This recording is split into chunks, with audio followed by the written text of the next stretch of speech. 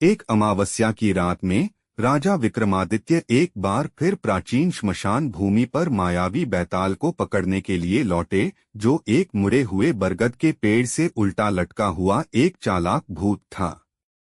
आकाश में बिजली चमकने लगी, जिससे जंगल भूतिया चमकने लगा। जब विक्रम ने बैताल को अपने कंधे पर उठाया तो पिशाच ने एक और कहानी शुरू की। हे राजा, यह कहानी सुनो, लेकिन सावधान रहो, अगर तुम अंत से पहले बोलोगे तो मैं अपने पेड़ पर वापस उड़ जाऊंगा।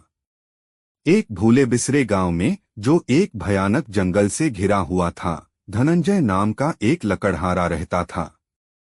एक दिन लकड़ी काटते समय उसे एक अजीबोगरीब खोखला पेड़ मिला, जिस पर चोट लगने पर खून बहता था। भयभीत होकर वह घर भागा, लेकिन उसके दिल में लालच घर कर गया।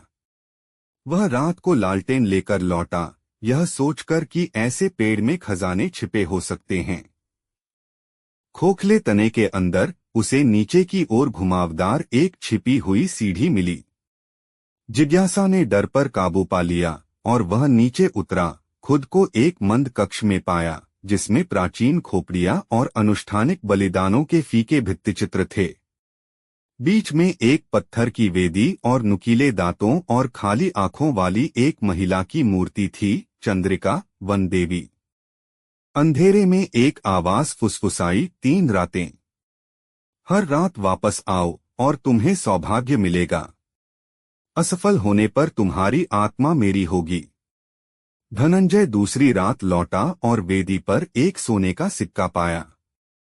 हिम्मत जुटाकर उसने अपनी पत्नी को बताया, जिसने उसे रुकने के लिए चेतावनी दी, लेकिन लालच फिर से जीत गया। तीसरी रात वह लौटा, केवल देवी की मूर्ति को खून बहता हुआ पाया। उसके आसपास की खोपड़ियां उसका नाम फुसफुसाने लगीं। वह भागने के लिए मुड़ा, लेकिन प्रवेश द्वार गायब हो गया। 3 दिन बाद गांव वालों ने खोखले पेड़ को ताजा खून से भरा हुआ पाया। धनंजय को फिर कभी नहीं देखा गया। पेड़ अब उसकी छाल पर उसका चेहरा लिए हुए था, जो चुपचाप चिल्ला रहा था। बैताल रुक गया। तो विक्रम, मुझे इसका जवाब दो, क्या धनंजय का भाग्य उसके लालच की सजा थी, या वह केवल जिज्ञासा का शिकार था?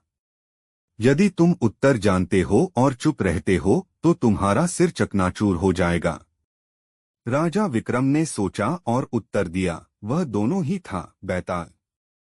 जिज्ञासा ने उसे वहां पहुंचाया, लेकिन लालच ने उसे चेतावनियों के बावजूद वापस लौटने पर मजबूर कर दिया। जिज्ञासा ज्ञान की तलाश करती है, लेकिन लालच बुद्धि को अनदेखा कर देता है।